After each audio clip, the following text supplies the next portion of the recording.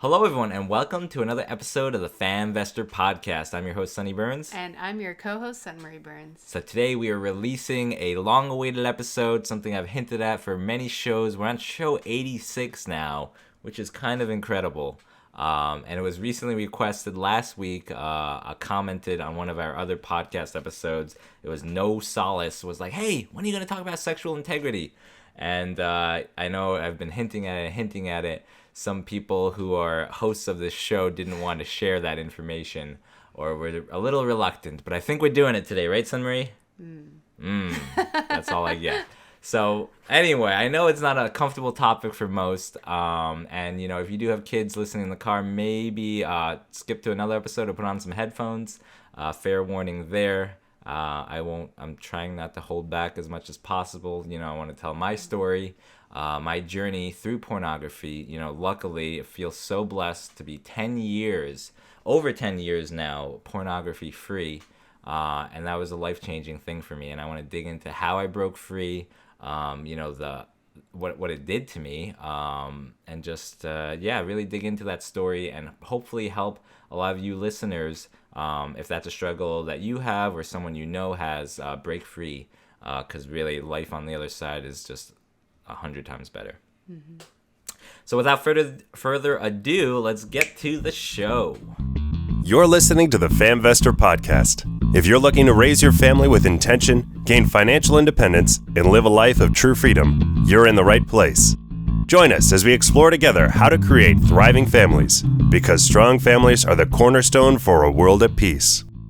So, in this episode, we wanted to dig into this very sensitive topic because it is something impacting a lot of lives, a lot of marriages, and a lot of families. And I feel like, you know, the first step to overcoming is just opening up and being able to speak about your struggles and how you have worked to overcome them. You know, and I think that there is a lot that is being kind of pushed under the rug because it's not a comfortable topic to discuss. Right. So that's why we are opening up in this episode about personal stories. And the hope is that it'll inspire other couples to just strive for the higher road, I guess. Right. And not even just couples, you know, if you're a single individual and you abhor this habit or this addiction you might have fallen into, hopefully this episode gives you the tools, gives you the motivation, gives you the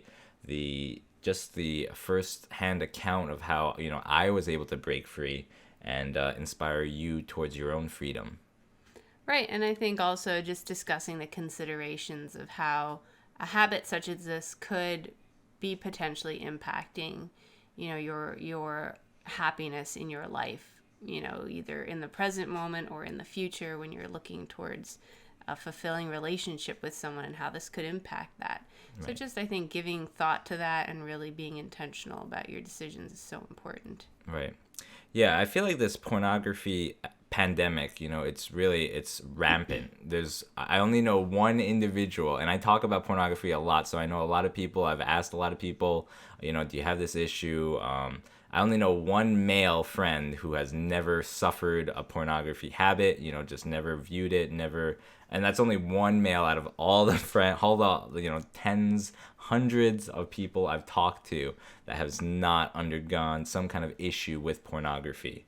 So I truly think it's a pandemic, and I think it's really shaking a lot of people up, and for the worse. I truly believe it's for the worse. You know, some people aren't affected as heavily as, you know, for me, it affected me very strongly because I was brought up in a faith tradition where, you know, sexual purity, sexual integrity was upheld to the highest value. And so that was part of my being too. And when I fell into this pornography habit, you know, I just thought of myself as like the worst person in the world, you know, doing all these actions that, you know, wasn't who I wanted to be. You know, that the reality of where I was at was not where I wanted my direction in my life to be at. And it was like one of the worst periods of my life is when I got addicted to pornography and, you know, tried breaking free so many times, year after year, every New Year's, you know, there was a goal. break free, and then I'd get up to like February and then fall back into that habit because it is truly addicting. There's so many emotional highs that come from something as seductive and secretive and easy to access as pornography, especially these days. It's, and you can grab anyone's smartphone, type in a web address, and then you're there in a matter of seconds. So it's just so rampant. Like I got into it before there was smartphones even.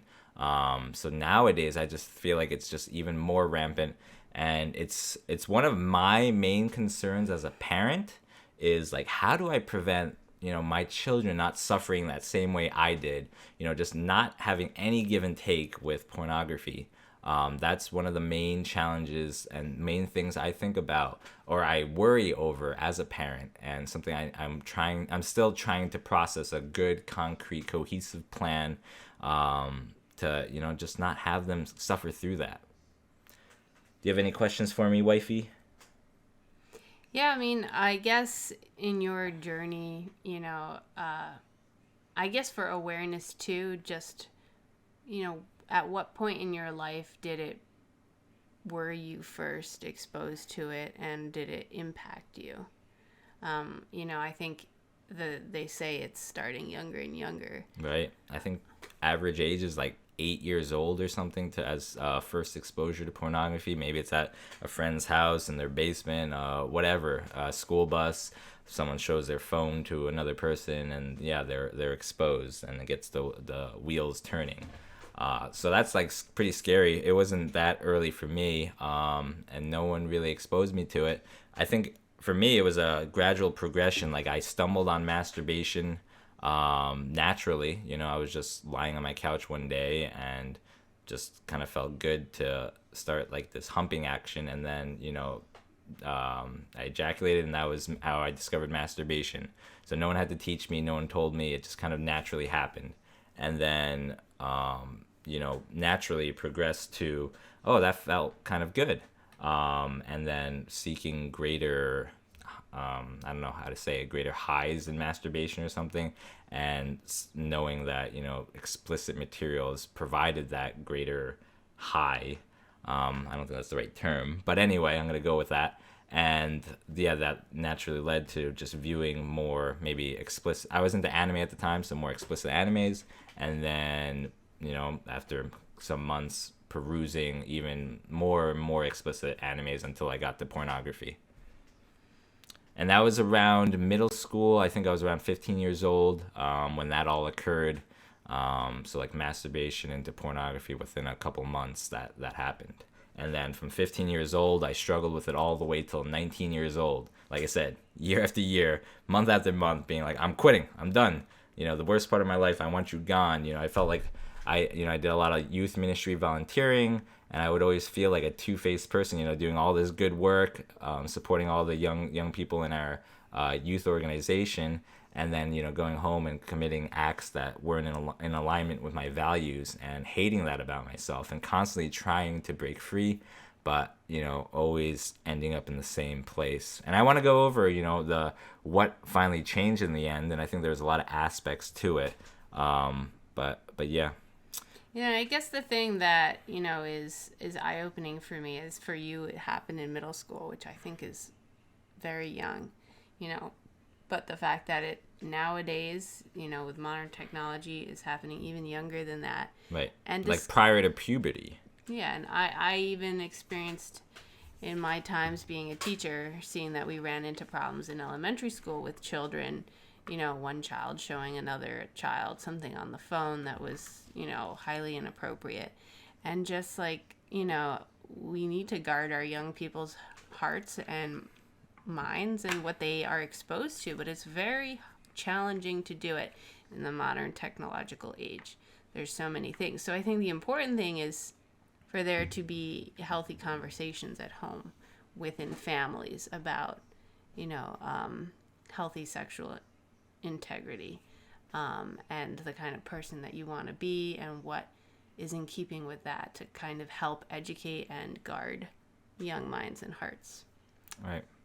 So I guess we'll continue along in your story. I mean, do you feel like you had any of those kind of conversations at home with your family, or was it kind of the whole topic of sexual integrity and all sorts of things? Is that just sort of taboo and not really brought up to you? Right. It was kind of like just from, really, really young age, we both kind of grew up in this tradition of, not a dating culture.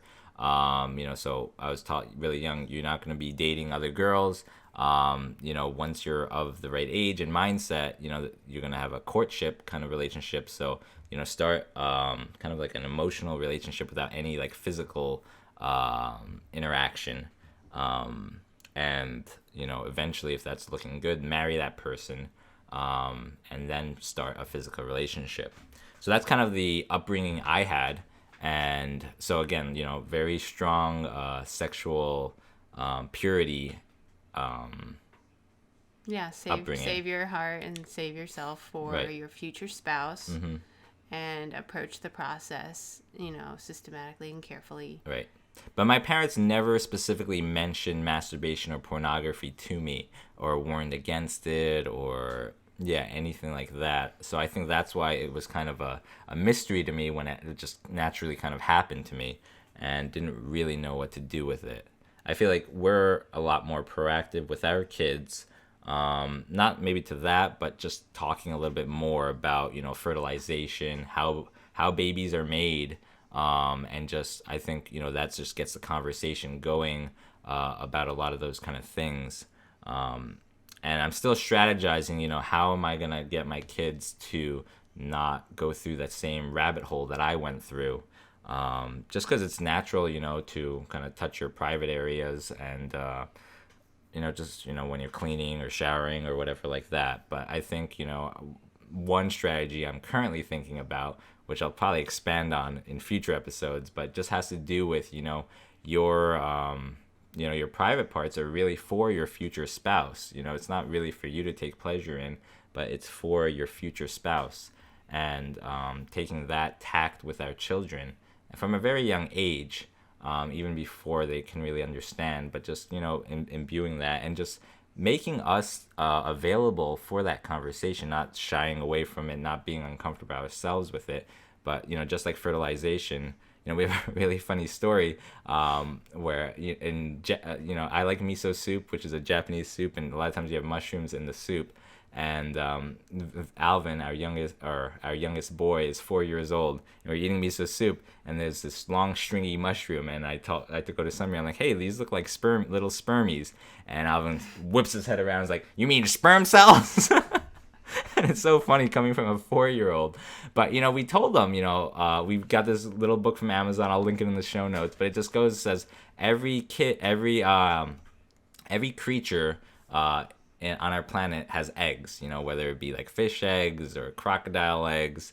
Even humans have eggs. And, the females have eggs, and then sperm cells fertilize those egg cells, and then fertilization process starts. It's a 40-week process, and it's just a very scientific, there's no mechanics of sex or anything like that, but it just gets the ball rolling that it's not a stork dropping a baby off and that's how the baby happens. Because I feel like you need to kind of go through that to be able to answer those questions as they progress. Be the authority to your children on all things sex, so they're not getting it from their friends, hearing some weird variation of the truth, and they're getting it from you, and you can have these conversations with them as developments happen throughout their lives. Yeah, and I think the key point there too is to make sure whatever you're explaining to your kids, that it's age appropriate.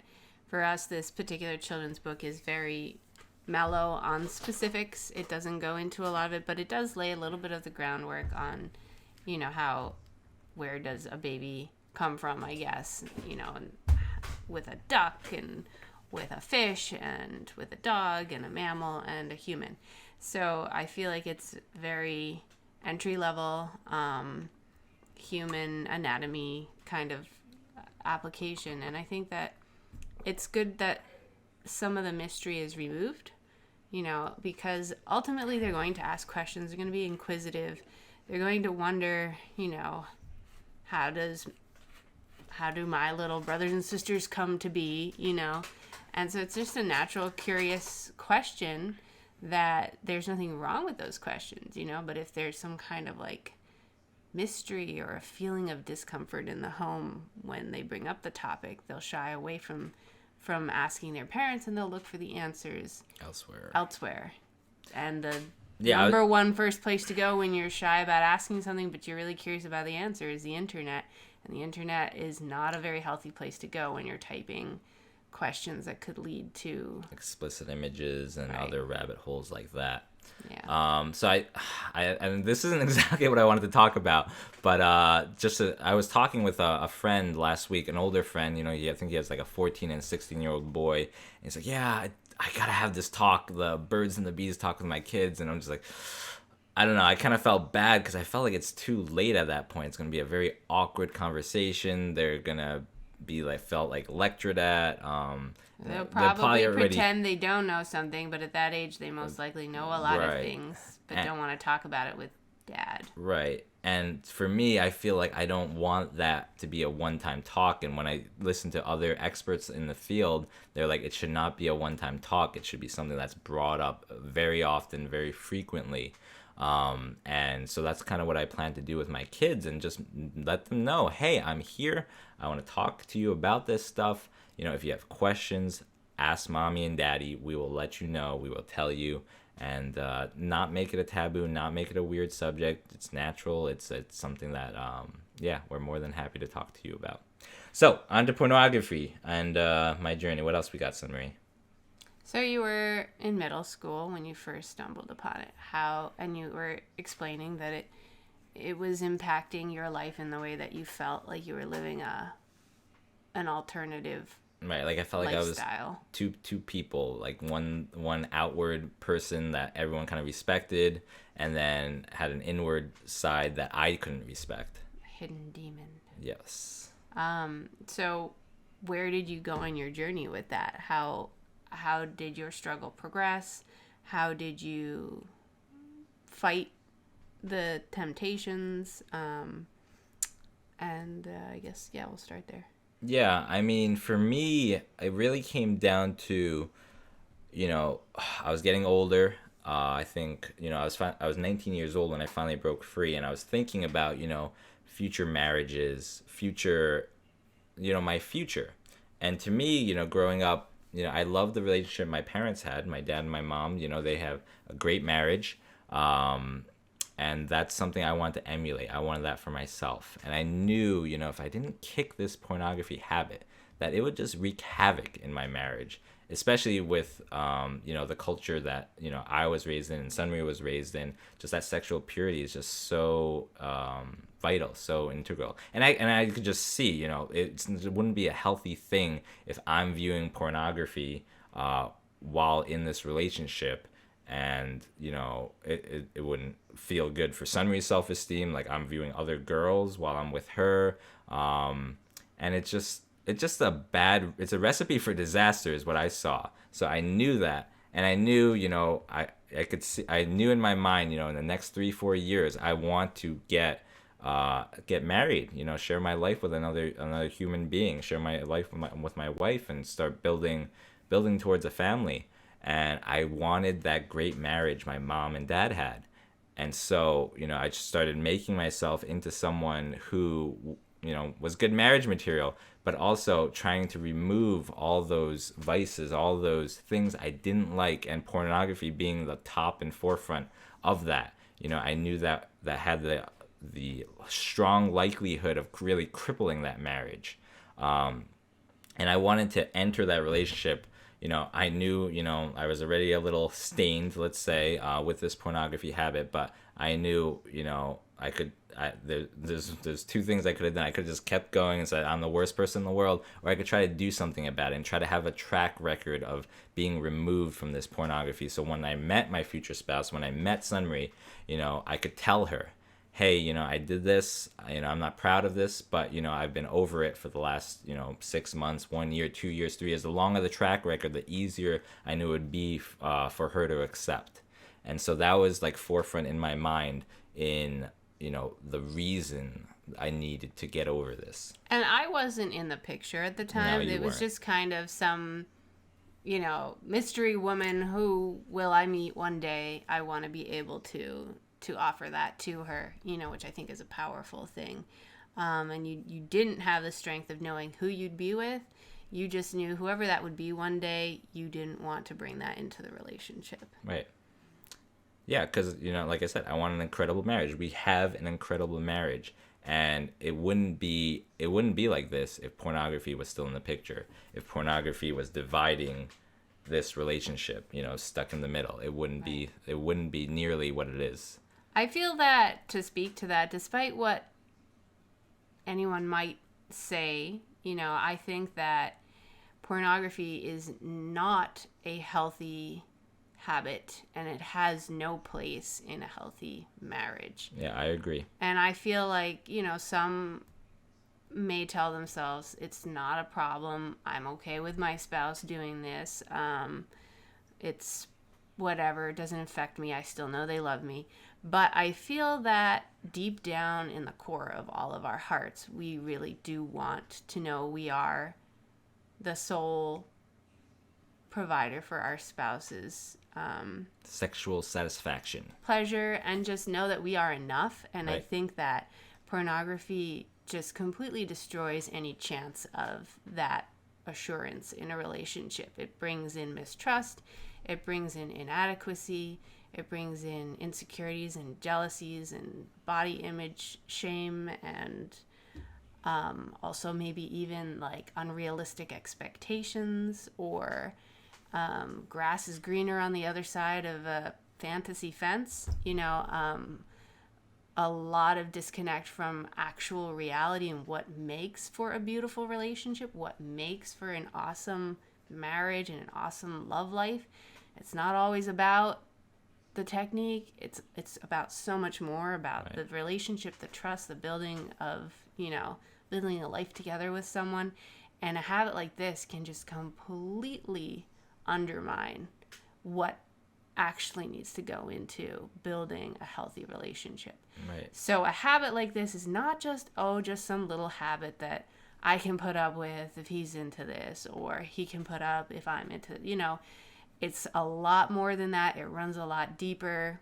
Right. It introduces so many bad mindsets, just objectification, objects of pleasure, self-satisfaction. There's no giving and receiving. It's just taking.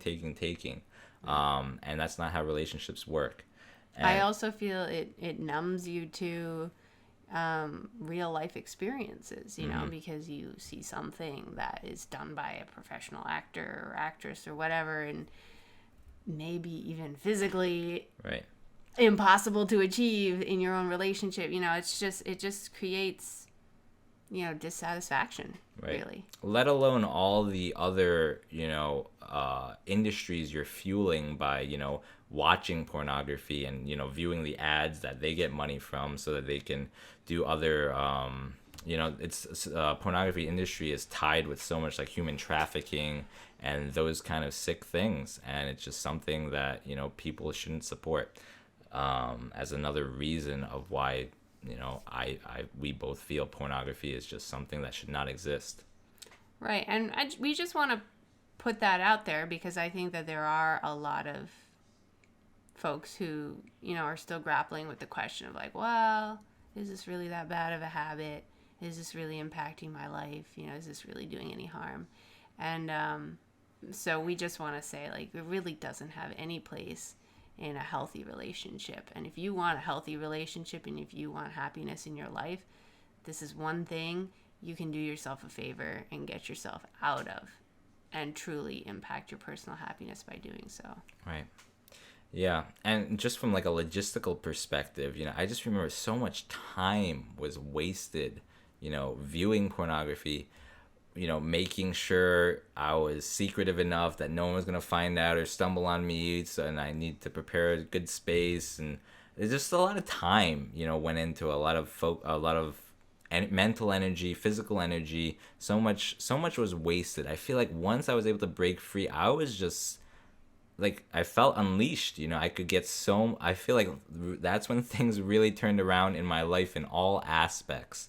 And I want to talk about breaking free because I did have to vamp up, not just my sexual integrity, but all aspects of my life to really have the capacity to break free. Because it's, they talk, I'll go into it more later, but they talk about, changing around your lifestyle, really. Because a lot of pornography is, dependent on, loneliness and boredom. So, I really had to work on a lot of that was inherent in my life at the time and try to pull myself to become a better person all around. And that's really kind of what pulled me out in the end is not focusing solely on just not doing pornography, but introducing a whole bunch of other wholesome activities into my life to enable that freedom. Right. So we're at this point, you're in your older teenage years, and this is when it becomes a realization to you that I need to kick this habit if I want a happy future, or if I want to give my future the best chance. So how did you start to change your life around in that time frame? Right. So like I mentioned before, I tried to quit many times before. And then the last time I tried to quit, and okay, so habits I started actively involving into my life. People talk about okay, so I'm part of an organization, High Noon, Life Without Shadows. Life Without Shadows. It's the idea of, and it's all about breaking free from pornography, sexual integrity. Great organization. If they have great support groups like weekly calls to help break free from pornography. So if you're interested in joining a group, I used to host. I still plan to host in the future weekly calls with young people who are trying to break free. Anyway, High Noon talks about like green circle activities and like red activities. And red activities are things that are going to trigger you to act out. Habit. Yeah. And, things like maybe being at home alone in the house, going to the bathroom with your smartphone, going to bed with your smartphone, things like that, or like the red activities, things that you want to try to remove from your life. And then green circle activities are things that, promote a sense of peace, a sense of happiness, that you're, thriving into your life. So for me, it was, I started heavily listening to a lot of audiobooks, heavily exercising a lot. So going on runs almost every other day, getting more involved in my college ultimate Frisbee team. So just being a lot more physically active, training my mind and working my mind and feeling like I was getting somewhere, advancing mentally, advancing physically, and just feeling like my life was moving forward and just not giving myself too much time for boredom. One of the most notable things that I picked up about you when I first met you was how extremely driven you were. Or I don't know if driven is the word, but you just like constantly had to be doing something. You're always very industrious. And I feel like perhaps, in looking back, a lot of that was habit building that you had established before I came into the picture to help you with this, overcoming this part of you that you really wanted to, put into your past and just move beyond. But I do feel like also it made you capable of so many great things in your life, because you finally allowed yourself the mental space for that, and a lot of times we look for time to relax and just have downtime and space out time, whether it be spacing out on Netflix or just, whatever, sitting around doing nothing. And I think, if you can form a lifestyle where you're just really industrious, pick up a craft, pick up a hobby, pick up a sport, pick up a workout routine, listen to audiobooks that get you thinking about bigger ideas and plans for your life, it just enriches the mind, it enriches the body, and then you don't feel a need to look for these kind of habits for fulfillment. Right. And I noticed a lot of times I would act out late at night. So, instead of staying up late, I made it a habit just to wake up early. And a lot of times that's when I would start workouts and things like that. And by the time night came, I was just too tired. And then just in general, I just started shifting my mindset to like willingly welcome change, to willingly challenge myself, stretch my comfort zone, do things that, were uncomfortable. And I mentioned like joining the Frisbee team. Just doing things that, just not going with the status quo, not going with my normal day, but, saying yes to a lot of things. Yeah, looking back at, my break free story, I didn't really have an accountability partner. And I think that would have been a lot easier. I hear most of the time if someone wants to break free, you need an accountability partner. That wasn't my case. I think I'm a rare person in that regard, because I think accountability really works. At one point, I confessed to my parents about this pornography addiction. I kind of wanted them to be my accountability partner, but after a few months, it got pretty uncomfortable. My dad would come, so how are things going with that? And he would see I would be annoyed and frustrated, and then soon enough he stopped asking. So that didn't work out too well. But I think, maybe don't choose a parent, but choose someone, someone who's just one step ahead of you in their path towards integrity, and ask them to be your integrity partner. They can even have, access to your smartphone. Sunray and I have talked about extensively on this podcast, locking each other out of some aspects of your phone, and giving your spouse, that combination, that 4-digit code to unlock your phone for certain, maybe a Facebook app or something like that. You can do the same thing to kind of help you maybe break free from your pornography habit. Maybe not a spouse, but maybe a good friend to, hold on to that passcode. So in moments of weakness, it's harder to access perhaps pornography.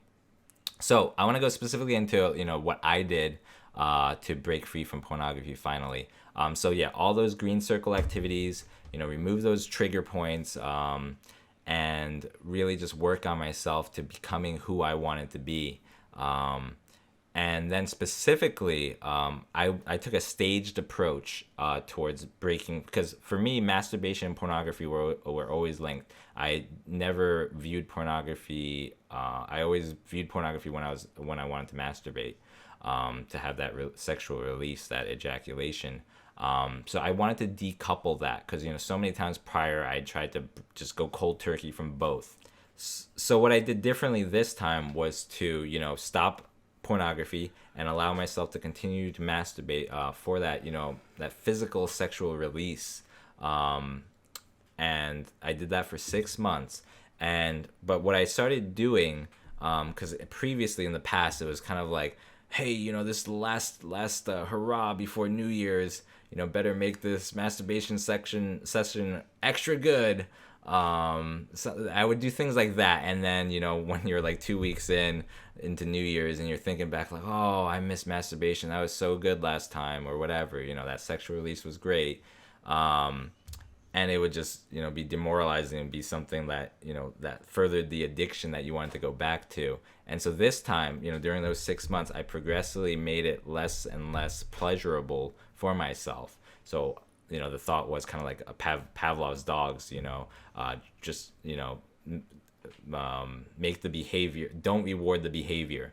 So, I would, just stop stroking, and that would make the masturbation feel less good, like during ejaculation, things like that. And even towards the very end, I would actually slap myself while masturbating, just to make it less pleasurable. And I think, towards the end, I was able to finally break free. After those 6 months, I stopped masturbation too. So that's what happened, and it worked. It's been 11 plus years now since I've masturbated and since I've watched pornography. And I do want to just caveat that masturbation, because I've never watched pornography again in those 11 years, but I think I masturbated maybe 3 or 4 times in those first 4 years of being clean. Those are just 3 or 4 instances. I never let myself relapse back into it, but there were like just these weird days, like 3 or 4 days that happened in those first couple years where there were like singular events where I masturbated. But that's another thing, just not getting on yourself. Like you have this maybe year-long track record, and then you masturbate or something, you act out in one way or another, and then you're just like, oh, well, that didn't work out, let me just go right back into the habit, and you just like let yourself go. And I've seen that happen to so many folks, and I've done it myself so many times. But you can't just let that lapse become a full-on relapse. You have to get back and be like, okay, that happened, but that doesn't change what my direction is or my trajectory, and you just keep moving forward. One mistake in your journey isn't going to set you all the way back to a habit, and I think that giving yourself that kind of grace is important. To be like, okay, I messed up, but I'm in such a better place than I had been when I first started this journey, and not let it like get you down and then feel defeated and just go back. Right. Yeah, so that's kind of my story. And any questions, Sunmarie? Yeah, I mean, I feel like it is a constant struggle for so many people, and I think that your story, I hope, can give people hope that this is something that can be overcome. It's not impossible. Right. And it's not easy, even 2 years after being porn free, I was still having images in my head. I was still having, like this mental addiction, like I want to go back to it. It was only after 2 years that it was finally like I didn't have to think about it anymore, and it started, going away. Like it stuck with me for like 2 years. And memories are powerful things, right? And it took that long for those thoughts and those cravings to really go away. And I remember when we started our relationship, like some of those roller coastery days where we had the greatest like date night, and then the next day it was like terrible, and I'm just like, why am I doing this? She hurt me so bad, and I'm trying to do the sexual integrity thing for her, like, and those would be the hardest days. Yeah, it was kind of childish, but it would be the hardest days to stay strong to who I wanted to be. Anyway, sorry, that's no, I guess I just want to say, like, for me as a woman, like, I deeply appreciate and respect the fact that you were able to overcome this habit. And also that you were very upfront with me at the get-go, when we first met, that this had been your struggle and that you'd worked really hard and had gone so long with, abstaining. And, I think that it was really powerful for me when we first met in realizing, none of us are perfect. We all have our skeletons in our closet, the things that we're not proud of in our past. But being able to start a relationship built on trust and honesty, and I knew that I could trust you, that, even this thing that you were so ashamed of, not proud about being a part of you, you were able to open up and tell me, and kind of ask me, can you accept me for being who I am and what my past has been. And I felt like it was powerful being able to start a relationship that way. Like no one is perfect, and to expect that you're going to find a partner who is perfect and has never done anything wrong is a very unrealistic expectation.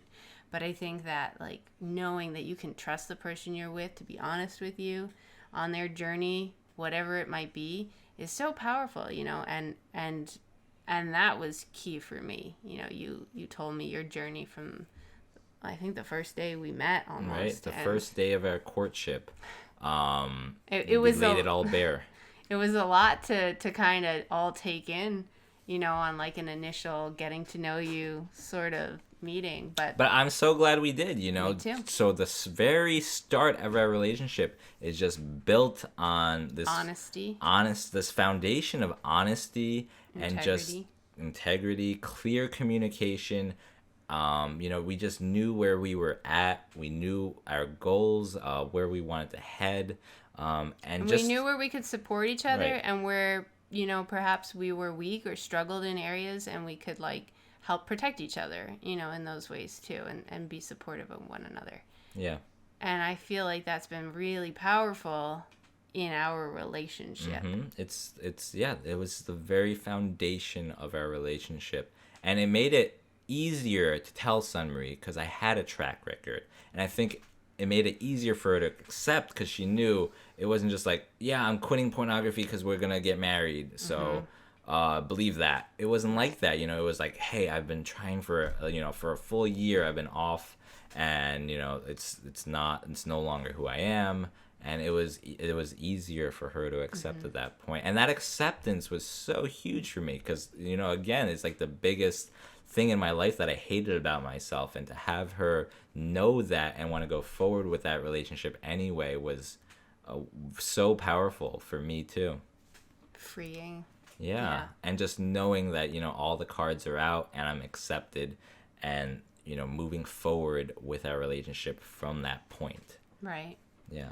Yeah, and I think that, we've been able to build a very trusting relationship over the years. And it has everything to do with that. Right. That we started open and honest conversations with each other about what we're going through. Right. And working together. Right. Yeah, I really feel like we have such an incredible marriage. And it's because, we don't take each other for granted. We took a lot of steps initially, even before getting married, to kind of get us to where we wanted to be, where we wanted to offer, a good life for each other. So a lot of intention even prior to marriage, but even throughout marriage, just not taking each other for granted, constantly working on our marriage, constantly working on different aspects, reading 5 love languages every year, just investing in, taking marriage courses together and, just working as a team. And I feel like, we have an incredible marriage and it's, something I want others to have, what we share, and just being a part of this relationship, I feel like it's super magical, super special. And I just wish others could have that same sense of happiness, same sense of fulfillment in their relationship. And, I think a big key of it is, getting rid of anything, any of these enemies to marriage, like pornography. So, right. Especially personal addictions that are, they're harming your ability to be, they're competing with your loved one, right, for your time, for your energy, for your attention, and they're taking away from what you could be investing into your spouse, right, rather than adding to that relationship. Right. Yeah, like now in my life, like if an activity doesn't bring some sort of like growth for me or doesn't, I just don't do it. Like I think about like video games. Like I don't do video games because it doesn't make me healthier. It might make me have more fun in the moment, but it doesn't make Sunmarie happier. There's things I do that doesn't make Sunmarie necessarily happy. Like yesterday I was out playing volleyball till like 9 p.m. But I know it's making me healthier and happier. It didn't bother me that much because I knew it was a healthy, wholesome thing for you to be doing. And social interaction too. Video games can give you that too, but I feel like if I'm going to do an activity, it has to have like 2 or 3 aspects of growth and happiness and fulfillment. And something that I think your spouse is, approves of. Right.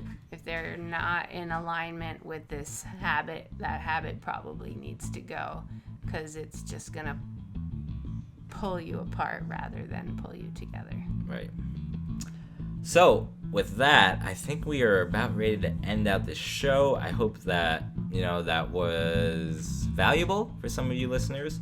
And, if there's any questions, if you want to go into more specifics or anything like that, feel free to reach out to me, famvestor.com/contact. I think we'll get you somewhere. And, just reach out. Happy to help you along on your own journeys towards freedom. And, if you like the show, please leave a comment. Please give us some feedback. And, hey, if there's something I haven't mentioned in a while, give us a 5-star review on iTunes. That'd be awesome. But, thank you so much for listening. Thank you for, being on this incredible journey with us. I hope that, we are bringing value to your life. And, I hope this episode encourages you to go out and start living your best possible life and let go of the things that are holding you back. Right. And the habits that are making you feel less than adequate or thinking that, you the beautiful life that you wish you could. So let those things go and just start living your best life. Yeah. With that, Godspeed, everyone.